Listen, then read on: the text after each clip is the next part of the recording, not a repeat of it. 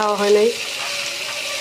মাছ খাওয়া হয়েছে 3 দিন, আর গোস্তই বেশিরভাগ খাওয়া হইতেছে। তাই অনেক দিন মনের ইচ্ছা যে একটু প্রতি রমজানে তো পানি ভাত দিয়ে করল্লা ভাজি খাই, আমার অনেক ভালো লাগে। আজকে সেহরি রাত্রেও আমি পানি ভাত খাইছি গরুর গোস্ত দিয়ে, আমার কাছে অনেক ভালো লাগছে। পানি ভাতটা আমার আগের থেকে অনেক প্রিয়।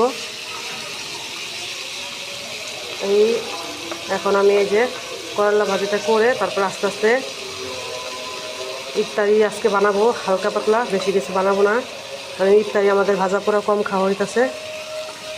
এই জন্য অল্প বানাবো, হালকা পাতলা বুট ভাজি করব, আর হয়তো আলুর চপ বানাইতে পারি, বেশি কিছু করব না। আর যেহেতু রমজানের শেষ দিকে আসছে, আমাদের উচিত সবারই একটু বেশি বেশি ইবাদত করা। আমি চেষ্টা করি করল্লা সাদা ভাজি করার জন্য, তা আজকে একটু হালকা হলুদ দিলাম, লবণ দিয়ে দেবো। আমার কেমন জানি অনেক দিন যাবত মন চেতেছে করল্লা ভাজি খাওয়ার জন্য, কিন্তু আনা হয় না।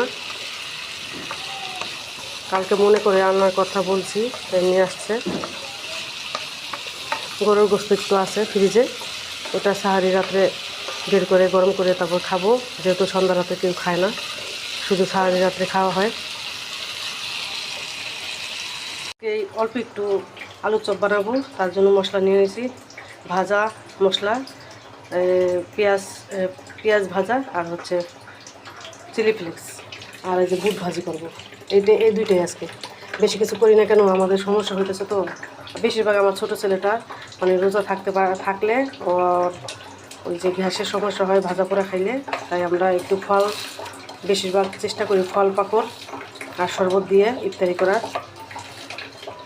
এর জন্য আজকে মন চাইতেছে যে একটু করি, যেহেতু রমজানের শেষ দিকে চলে আসছে, রমজানের স্বাদটা তো আর পরে পাওয়া যাবে না, তাই অল্প অল্প একটু বানাবো আজকে। দুইটাই করব।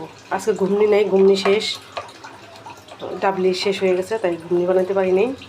আর বড়া বানাবো একটু, মানে বড়া বা পেঁয়াজি যেটাই বলেন ওইটা বানাবো। তা আলুগুলো প্রসেস করে নিই আমি আগে, তারপরে এটা বাগার দিব। দেখেন কতটুকু বেসন নিয়েছি আমি, অল্প অল্প বানাবো। এই যে বেসন, এই যে পেঁয়াজের জন্য সব কিছু নিয়ে নিয়েছি একটার ভিতরে, বেসনের জন্য সব নিয়ে নিয়েছি, মশলা আদা রসুন নিয়ে নিয়েছি এটার জন্য, মানে 3টাই আজকে আমাদের ইফতারি চলবে। আলুর চপের জন্য সব রেডি করে নিলাম।